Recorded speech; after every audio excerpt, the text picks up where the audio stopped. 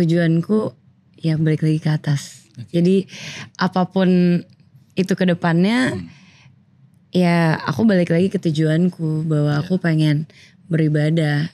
Aku juga bilang nggak mungkin ada orang yang sudah berelasi menikah 100% yakin gitu.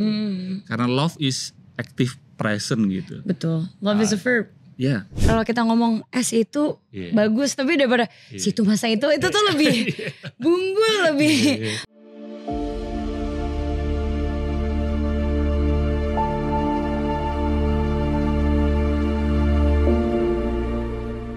Oke, kita ngobrolin tentang kuliner ya tadi. Oh iya, kuliner boleh. Jadi gimana? Makanan di mana? Jadi kita ngomongin tentang kamu beneran suka makan? Bener. Oh iya, apa? Makanan favoritmu apa? Banyak sih. Oh, hampir semuanya karena penyuka kuliner. Iya, aku emang. Tapi mostly aku sukanya dessert gitu. Aku sweet tooth ya? Yes. Oke. Saya juga, soalnya akhir-akhir ini saya punya concern untuk mengurangi makanan dan minuman manis. Iya, aku karena, juga makanya agak ditahan-tahan. At least kayak seminggu 2 kali lah gitu. Oh, seminggu 2 kali ya. Jangan akhir-akhir ini aku hampir tiap hari soalnya makan makanan manis, minum minuman manis gitu. Kayak kan memang suka manis gitu. Jadi harus ditahan karena demi kesehatan kan. Iya betul. Iya, apalagi udah di usia saya. Oke, Pulinan Selas kali ini saya akan ngobrol sama Feby Rastanti ya. Yes. Iya. Kamu nyamannya dipanggil apa? Feby? Feby ya panggilannya. Oke, Feby. Seorang pemeran film ya. Iya. Aktris ya. Dan pengantin baru ya. Iya, alhamdulillah. Mungkin di awal ini biar lebih ngalir gitu ya obrolannya. Saya itu setiap kali ketemu orang, saya selalu penasaran terkait dengan pas masa lalu. Maksudnya gini, sesimpel kenapa kamu memilih jadi pemeran film? Bagaimana alur hidupmu sehingga kamu sekarang ini jadi pemeran film? Aku udah dari kecil sih terjun di dunia entertainment ini. Oke. Karena emang pertamanya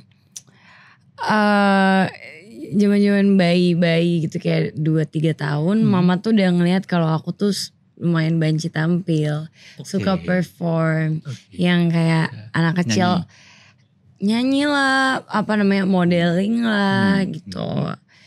Yang kayak kalau diikutin lomba baby dancing gitu tuh mau di atas panggung gak mau turun-turun gitu. Emang kayaknya jiwa performnya tuh beneran mendarah daging gitu. Terus akhirnya karena mama ngeliat itu, mama ikutin aku ke sanggar-sanggar gitu. Jadi kayak les modeling, les acting. Waktu itu ada sanggar Kak Aditya Gumai. Jadi aku ikut-ikut kayak gitu. Terus karena mama juga dulu orang Salon, terus jadi mama senang dandanin. Aku kan cewek, jadi didandanin, di make upin gitu, dibikinin baju. Jadinya ya dari situ ya bergulir aja ikutan casting, dari iklan, terus akhirnya sinetron, dan ya sampai sekarang. Ya ternyata memang aku enjoy dan passionate sekali di entertainment ini. Dan memang sejak kecil memang kamu udah suka tampil tadi ya. Iya, tapi kan banyak anak kecil ya. Atau mungkin di kategori saya. Maksudnya saya termasuk orang yang waktu kecil itu malu gitu buat tampil gitu. Ya. Kenapa? Kamu memang udah secara alami kepingin gitu tampil gitu? Sebenarnya kalau pas zaman kecil aku juga gak tahu ya. Maksudnya aku gak punya bener-bener exact memory yang kayak feeling Feby seperti apa pada masa kecil itu. Cuma ya berdasarkan cerita mama, ya emang kayak gitu. Dan alhamdulillah ya, maksudnya sampai sekarang gak pernah merasa terpaksa dan dipaksa untuk acting, untuk ya maksudnya perform gitu. Ya, memang passionate di situ ya. Iya. Dulu berarti modeling juga, nyanyi juga. Ya biasanya kan ini ya, kalau anak kecil kan dimintanya nyanyi ya. Iya. Atau main drama. Kalau di sekolah gitu ada drama gitu kan? Iya, cuma aku nggak ikutan ekskul drama gitu. Jadi teater? Enggak ikutan teater. Aku schoolnya pada saat itu ceritanya kalau waktu SMA yang keren dan SMP yang keren tuh dance. Jadi aku ikutan dance. Dan emang kebetulan suka juga dance. Jadi ya nggak ada masalah gitu. Jadi itu ya perjalanan hidupmu di masa lalu yang kamu merasa menuntunmu menjadi Feby sekarang. Iya benar. Dan gitu. Belum lama ini kan kamu menikah ya? Iya, belum seminggu. Belum seminggu ya? Berarti baru banget. Ya sebelum menikah kan kamu juga sempat main film di Seni Memahami Kasih ya? Iya betul. Kamu belajar bahasa Jawa di situ? Iya, khusus di situ aja. Iya. Aku bedah naskah aja, jadi nggak yang lain-lain nggak. Tapi kebetulan kalau yang itu karena aku lawan mainnya fasih berbahasa Jawa dan sutradaraku juga memang asli orang Jogja. Jadi sebenarnya nggak bener-bener masalah karena setiap scene aku tanya ulang. Setiap dialog aku tanya ulang gitu. Iya, karena penulis bukunya itu suami istri kan? Iya, makanya. Kalis sama si Agus. Itu teman-temanku. Oh iya kan sama-sama aku sempat tinggal di Jogja lama. Oh. Jadi kenal baik lah, maksudnya dekat gitu sama mereka gitu. Jadi kemarin ketika yang main filmnya si Feby. Oh iya. Mbak Kalis. Apa bahasa Jawa Pak? Kamu masih ingat apa? Wah. Sejujurnya itu syuting filmnya aja udah dari 2 tahun lalu. Jadi aku bener-bener gak ada lagi. Rontok. Udah lupa ya. Jadi sekarang lebih ini ya, yang baru banget adalah kamu menikah. Iya. Ya. Kalau tadi kan ngomongin past, sekarang ngomongin present ya. Oke. Oke. Banyak orang itu curhat ke aku bahwa terutama ini ya, teman-teman yang belum menikah ya. Nikah itu menakutkan. Ya, atau ada ungkapan marriage is scary. Menurutmu gimana? Sebagai orang yang belum ada seminggu ini menikah, apa yang bikin kamu memutuskan untuk aku menikah? Karena aku sih tujuannya ibadah ya. Maksudnya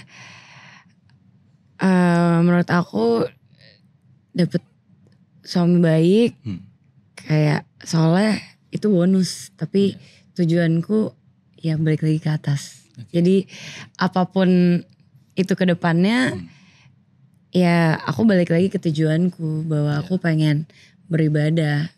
Soalnya kalau kita ngarepin manusia gak akan ada habisnya, pasti kalau nyebelin udah pasti nyebelin, gak ada, gak mungkin. Jadi ya berharapnya sama Allah aja, sama yang di atas. Semoga Allah bisa melindungi pernikahanku, bisa jaga pernikahanku selalu, dan bisa jaga suamiku dimanapun dia berada gitu. Jadi tapi sebenarnya maksudnya aku sangat mengerti bahwa banyak orang-orang di luar sana membuat stigma bahwa marriage is scary. Maksudnya ya dengan adanya keterbukaan informasi malah ya maksudnya beredar dan lebih banyak muncul memang beritanya yang negatif. Orang tuh sangat emang enak kalau ngegosipin orang ya yang jelek-jelek tuh. Emang enak kalau lebih suka ngobrolin hal yang negatif gitu. Daripada kalau kita ngomong si itu bagus, tapi daripada si itu masa itu tuh lebih bumbu, lebih sangat menarik ya untuk diomongin. Jadi pikiran manusia memang lebih suka hal yang negatif gitu. Makanya aku sempat juga di beberapa kesempatan bilang gini, Feby, ketika misal di suatu pagi keluar rumah jalan kaki gitu, lihat bunga ini begitu indah gitu bunganya, wah gitu. Terus besoknya jalan kaki lagi, tapi nginjek kotoran gitu misal. Weekendnya nongkrong sama temen, yang diceritain yang lihat bunga atau yang nginjek kotoran? Nginjek kotoran pasti. Iya. Juga itu tadi seperti yang kamu sampaikan tadi ya, ngomongin tentang rumah tangga temen, rumah tangga orang lain.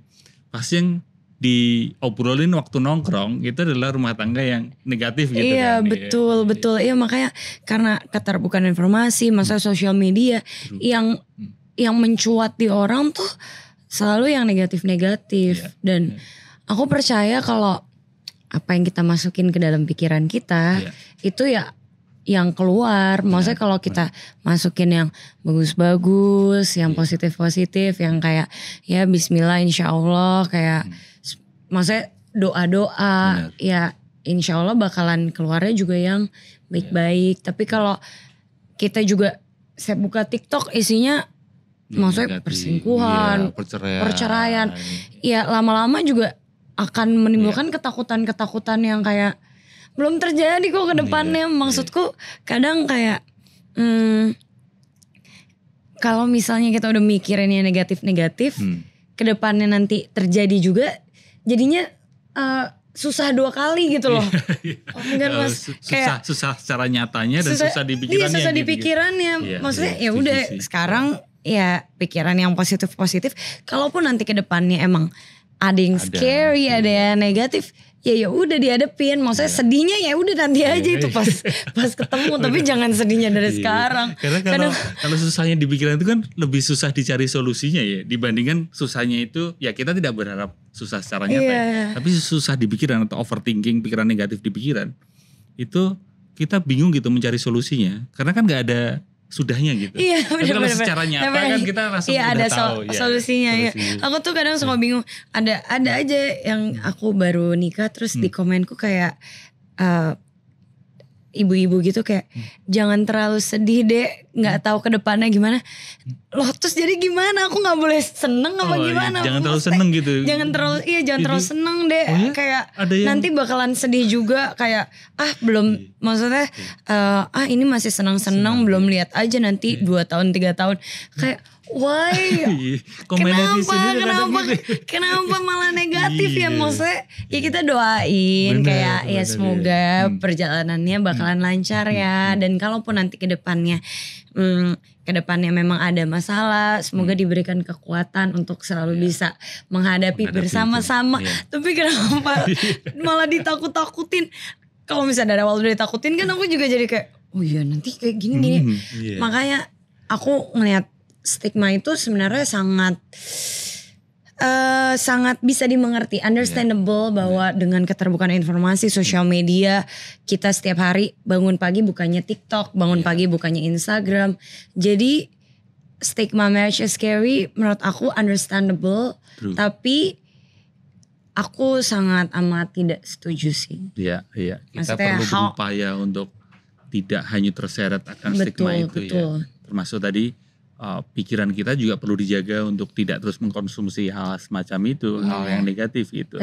Makanya aku juga setuju kalau ada orang bilang gini, puasa itu bukan hanya makanan, tapi pikiran dan juga apa yang kita dengar gitu. Jadi apa yang kita konsumsi itu bukan hanya lewat makanan, lewat mulut, tapi bagaimana kita memasukkan apa yang kita masukkan ke pikiran, apa yang kita dengar itu juga perlu kita benar-benar pilah dan pilih. Benar. Dan kalanya kita perlu, apalagi sekarang kan overload ya. Apalagi di kondisi seperti itu kita perlu ada kalanya itu ya udah nggak perlu mengkonsumsi itu semua gitu. Puasa itu tadi gitu. Kalau secara mental apa yang kamu siapin, Feby? Kan dulunya belum menikah gitu. Ini kan sudah menikah gitu. Ada ini nggak persiapan mental untuk apa ya? Dalam pernikahan mungkin karena kita masih sama-sama anak. Maksudnya masih sama-sama muda. Dia kerja, aku kerja. Jadi belum ada tuh pekerjaan-pekerjaan rumah tangga. Maksudnya kegiatan-kegiatan rumah tangga yang kita lakukan bersama. Misalnya Feby memasak tuh belum ada. Apalagi juga belum ada seminggu juga. Belum ada seminggu. Satu belum ada seminggu. Dua memang kita kayak bangun pagi, dia kerja, aku kerja. Kita bangun pagi, dia kerja, aku kerja. Pulang ketemu malam jam 11, jam 12 baru sampai rumah. Jadi ya belum ada tuh yang mental yang switching kayak perubahan hidup tuh belum berasa. Maksudnya mental ya lebih ke arah bahwa ditekanin lagi bahwa ini adalah perjalanan seumur hidup, ibadah terlama. Jadi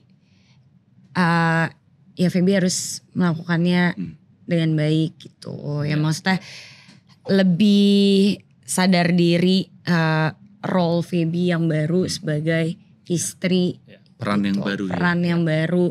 Bagaimana mau saya memperlakukan suami. Vice versa juga kan. Iya, and yeah, vice versa. Maksudnya ya alhamdulillah aku ketemu pasangan yang aku bisa ajak ngobrol, aku selalu bisa ajak diskusi, yang aku nggak pernah malu, aku nggak pernah takut mengungkapkan apa yang ada di dalam pikiranku nggak adanya, nggak enak apapun.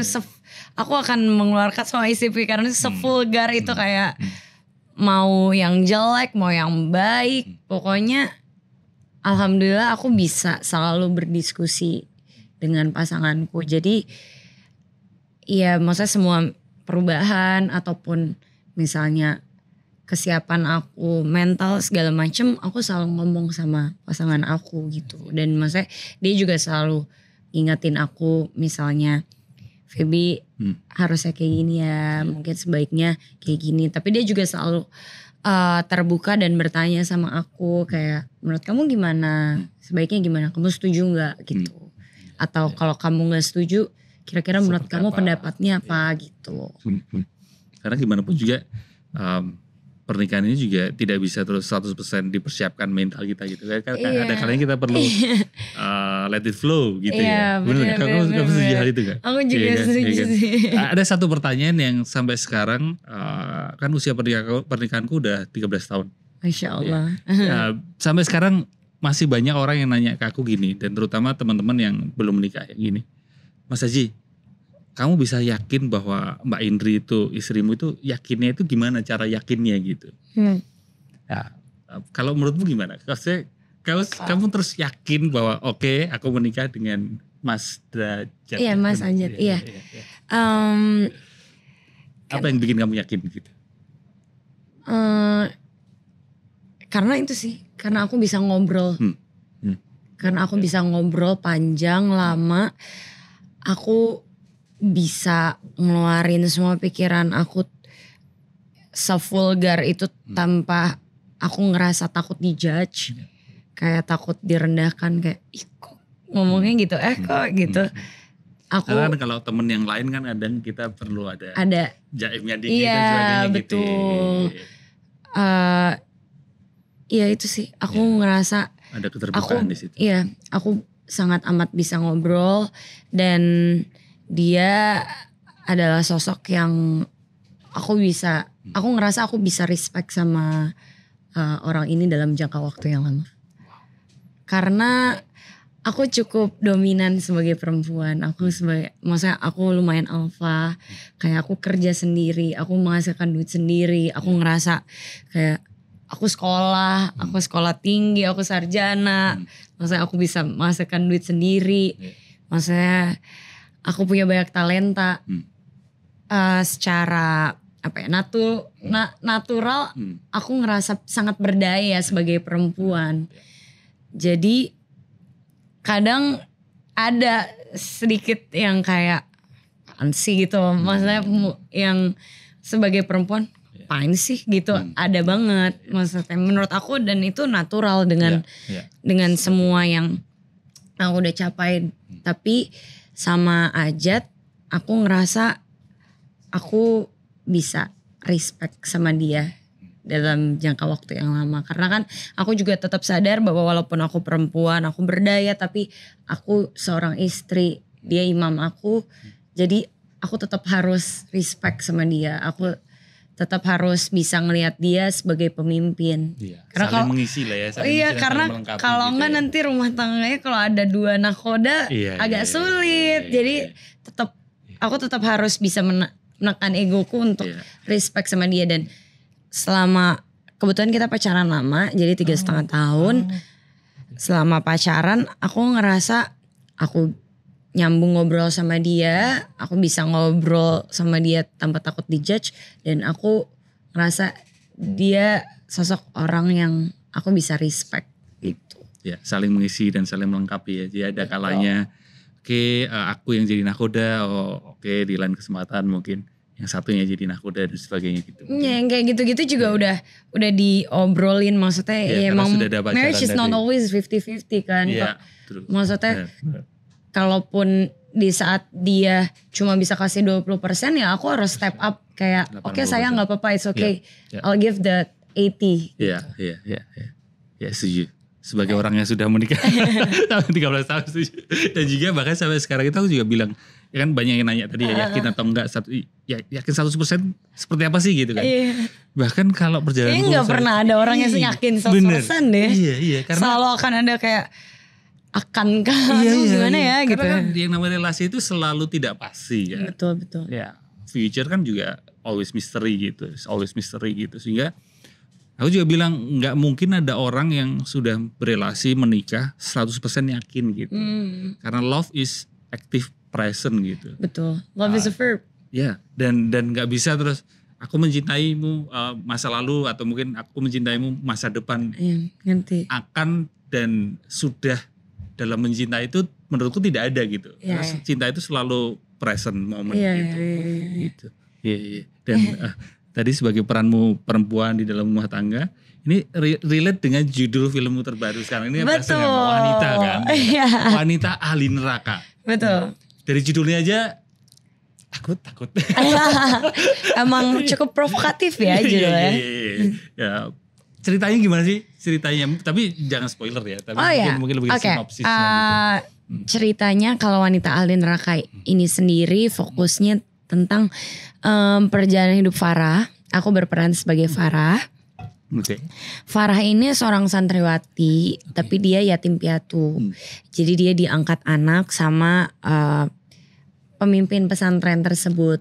Pemimpin pesantren. Iya, Ustadz Irfan sama Umi Hanum. Iya, aku udah lihat trailernya juga. Iya, itu Kak Alfi sama Tante Elma. Nah, terus dia percaya banget bahwa orang tuanya kan udah meninggal dan ya masuk surga. Jadi salah satu tujuan hidup dia adalah masuk surga karena pengen banget kembali bertemu dengan orang tuanya yang udah meninggal saat dia masih kecil.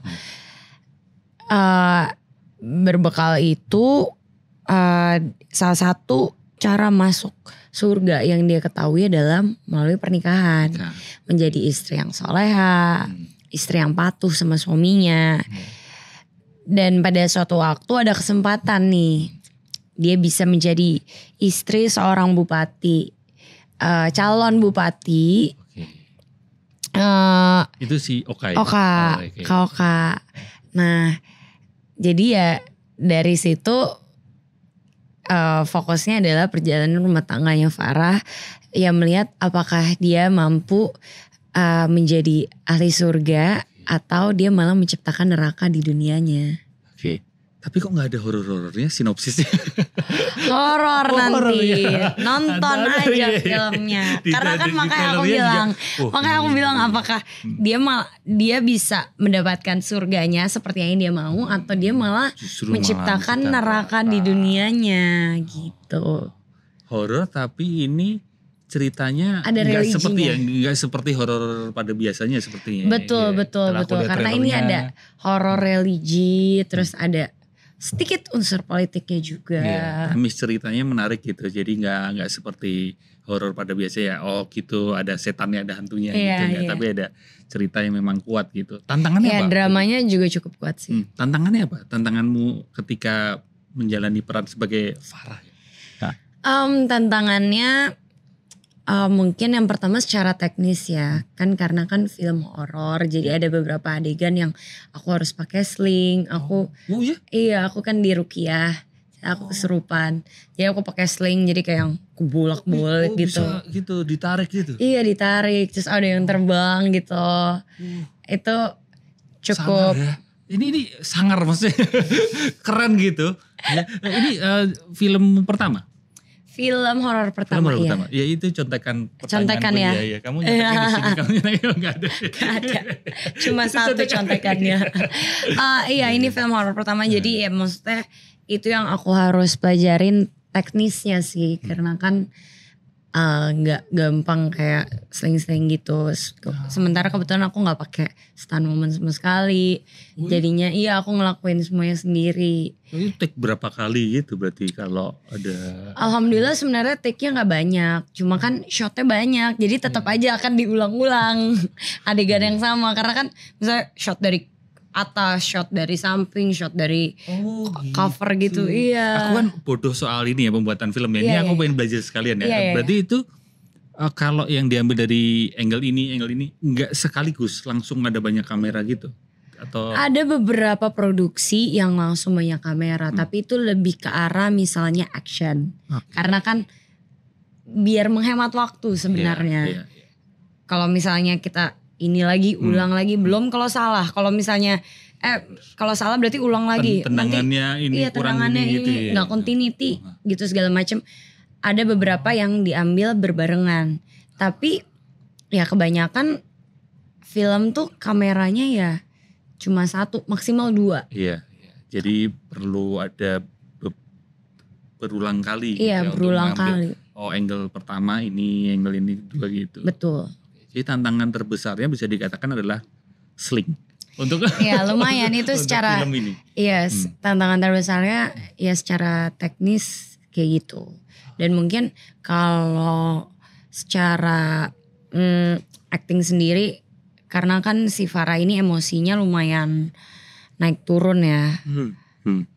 Kayak dia menghadapi suaminya, kenyataan bahwa ternyata suaminya tidak sebaik yang dia kira.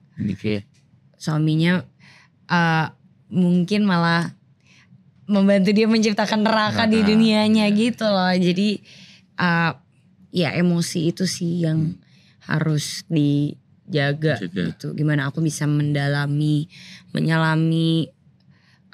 pikiran si Farah ini gitu. Jadi kadang, ketemu sama suami yang kayak tadinya aku mau dapet surga, malah ternyata jeng gitu. Tapi gimana lebih detailnya tonton ya.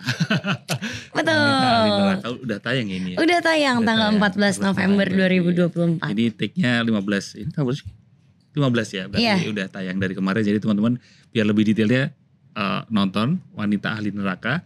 Dan kamu tadi bilang bahwa memerankan Farah ini ada juga kamu perlu memainkan emosi ya, kadang mungkin seneng gitu, tapi kadang sedih, bahkan kadang marah, takut dan sebagainya. Persiapannya apa, Feby? Ini aku mau nyebutnya malah Farah.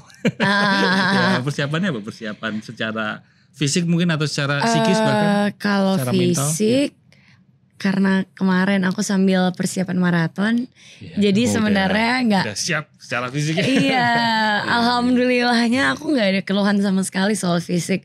Di bontang-banting pas pakai sling juga orang-orang nanya, Feby ada maksudnya sakit-sakit nggak? Maksudnya pinggang kayak apa pegel-pegel? Enggak loh. Kenapa ya maksudnya? Tapi ngaruh sih ya. Iya, alhamdulillah. Kalau kita rajin olahraga itu ya. Iya. Walaupun gak serajin kamu yang harus persiapan maraton hari. Bahkan aku pun ketika sekarang ini nge-gym seminggu 4 kali atau bahkan 3 kali. Itu juga ngaruh banget gitu. Kamu ngerasain juga kan ya kan? Ngaruh gak gampang kan. capek. Iya gitu. Bener. Nah. Aku tuh kalau gak olahraga rasanya kayak badan gak enak ya. Iya. Gitu. Nah makanya untung karena aku lagi ada persiapan maraton itu. Jadinya kalau fisik tuh gak ada masalah sama sekali. Kalau psikis aku biasanya abis kayak adegan-adegan berat gitu, aku suka dengerin lagu. Maksudnya apa yang kamu suka? Enggak ada satu beneran, tapi biasanya yang lebih relaxing gitu. Karena kalau enggak aku pasti pikiranku masih berkutat di situ kayak emosi dan moodnya juga jadi nggak enak gitu. Iya jadi kayak bete, jadi kayak lebih down. Nah aku biasanya buat balikin lagi tuh aku dengerin lagu. Dan aku suka banget dengerin lagu, pasti pakai AirPods tapi yang gede, jadi biar aku beneran yang ini ya. Enggak maksudnya dengan volume yang besar. Salah dengan volume yang besar, dengan volume yang besar. Itu headphones ya? Ya itu headphones. Volume yang besar. Dengan volume yang besar jadi kayak aku supaya bisa be present lagi gitu ya. Menjangkarkan diri di momen sekarang, tidak terbawa yang Iya sebelumnya gitu ya. betul. Kalau lagu kamu suka lagu apa atau nggak ada spesifik? Taylor Swift mungkin? I love Taylor Swift. Oke. Aku nonton konsernya. Oh, iya. Tapi nggak harus selalu Taylor Swift. Aku anaknya kemudian jadi kayak tiba-tiba kepikiran lagu keras atau lagu lembut? Gitu? Enggak, lagu-lagu tetap lagu yang ngebeat. yang enggak, slow. Yang lembut, yang slow. Karena kalau yang keras lagi, Iya. Malah semakin nggak enak lagi pikirannya. Dengerin Linkin Park gitu? Oh, enggak. Oh itu tadi ya, berarti persiapannya itu ya, persiapan secara fisik karena kamu udah olahraga, lari, sehingga kamu udah lebih kuat gitu ya, lebih nggak gampang capek, dan persiapan secara psikisnya atau mentalnya dengan dengerin musik. Kenapa kamu tertarik? Kan biasanya kalau pemeran film itu sebelumnya kan disodorin ini ya, skenario dulu ya sebelum kamu sinopsis gitu ya. Aku nggak tahu alurnya gimana sih? Alurnya gitu ya. Kalau misalnya ini kamu mau nggak mau main ini gitu ya? Iya. Terus dari sinopsis itu? Iya sinopsis. Biasanya kadang pas ditawarin kan skenario tuh belum nggak selalu udah jadi. Oh oke. Maksudnya skrip juga belum ya, berarti dialog dan sebagainya. Iya itu skenario skrip itu. Nah maksudnya nggak selalu langsung udah jadi. Biasanya masih sinopsis kayak background karakter kayak gimana. Jadi maksudnya biar Feby tahu apa yang dimainin. Kalau apa? Kalau skripnya tuh kan kadang masih suka banyak revisi. Jadi ada beberapa draft gitu. Jadi biasa kalau awal-awal tuh dikasihnya sinopsis. Kalau yang Wanita Ahli Neraka ini sinopsis waktu kamu dulu di awal. Seingatku aku langsung dikasih skenario juga sih. Kenapa kamu tertarik memerankan Farah ini? Atau karena kamu ada rasa keterlibatan emosi maksudnya? Pertama karena horor genrenya. Oke. Gara-gara horor itu kamu tertarik? Karena kan aku belum pernah sebelumnya. Jadi sebuah challenge gitu ya? Gitu ya. Aku suka mencoba hal baru dalam hidup. Gitu. Dan salah satu hal barunya adalah main film horor. Iya. Gitu. Tuh temanku yang pelari maraton juga tipikalnya gitu. Maksudnya suka dengan tantangan gitu. Oh ya. Iya. Mungkin itu karakter orang-orang yang gini ya. Enggak juga sih. Tapi maksudnya emang aku seneng aja ngelakuin hal-hal baru.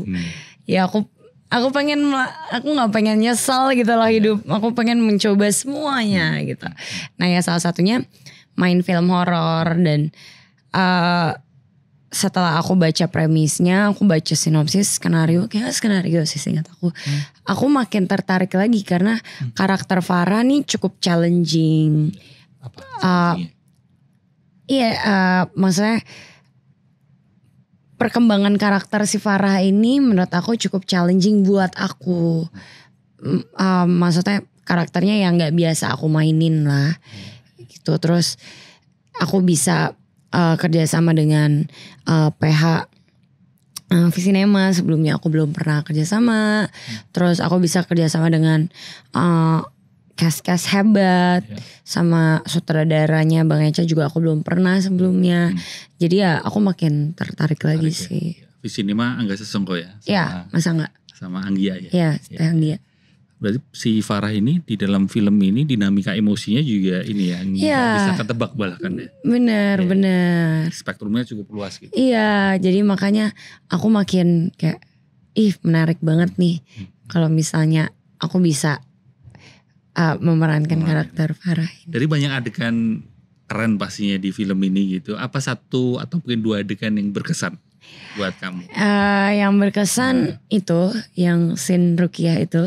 Seling itu ya? Yang seling. Selingnya itu dari atas gitu? Dari atas, terus ada yang dari belakang juga. Dari belakang berarti ditarik gitu? Ditarik gitu. Oh.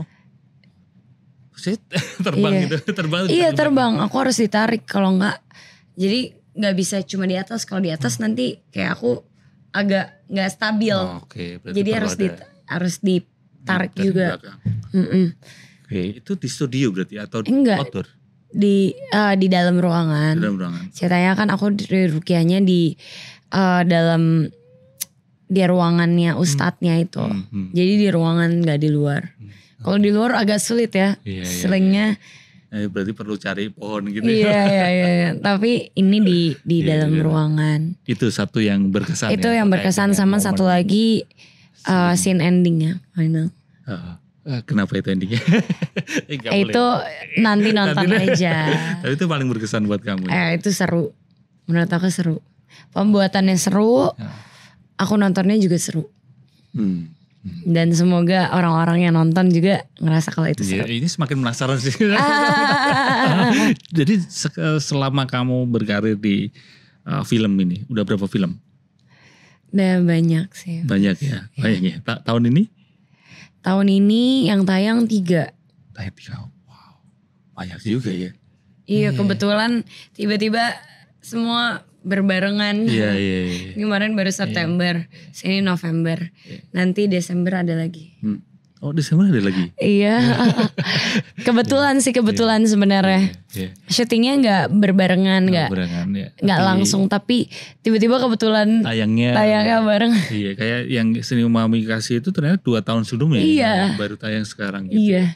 Ya, penayangan film itu ternyata nggak terus berdekatan dengan produksinya. Bener. Jarang malah. Jarang ya.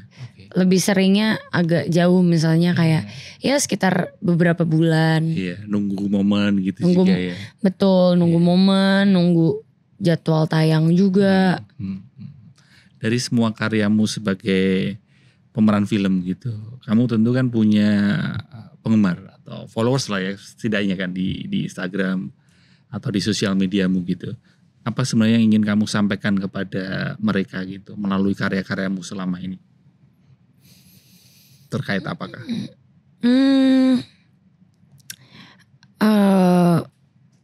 Simple sih.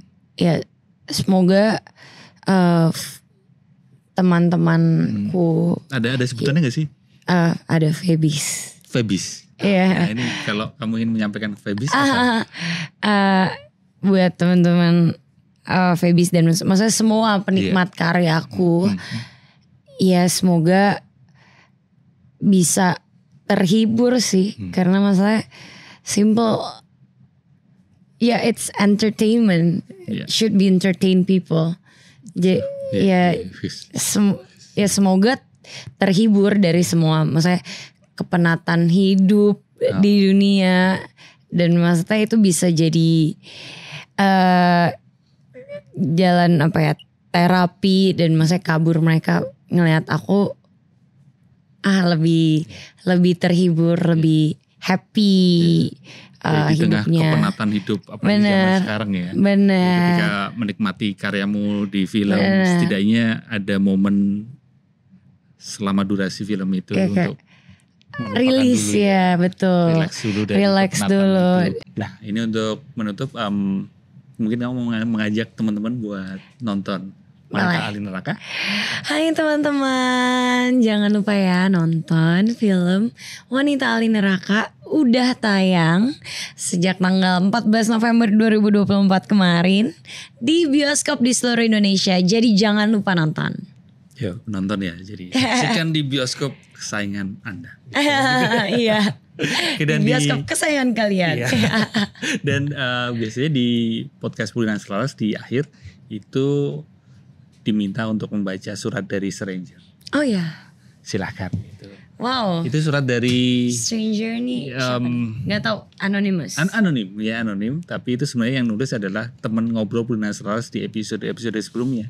Oh gitu. Ya, menarik sekali. Nanti habis ini kamu juga aku minta tolong buat nulis ya. Oke. Wow. Ada nggak tulisannya? Ada. Walaupun kecil tapi nggak apa-apa. Bisa kebaca kah tulisannya? Karena kalau sekarang kan orang udah ada kelihatan. Udah jarang bisa. Lucu sekali. Suratnya isinya, terima kasih atas usaha yang diberikan untuk sampai di hari ini. Semangat dan selamat berkarya selama-lamanya. Selalu saya pesannya ya. Semoga manis sekali. Pevita Santi, terima kasih. Terima kasih juga buat teman-teman yang udah nonton dari awal sampai akhir. Semoga obrolan kami bisa membantu menyehatkan mental dan memulihkan batin ya. Semoga kita semua bisa menerima kenyataan seapa adanya. Selamat hidup sadar.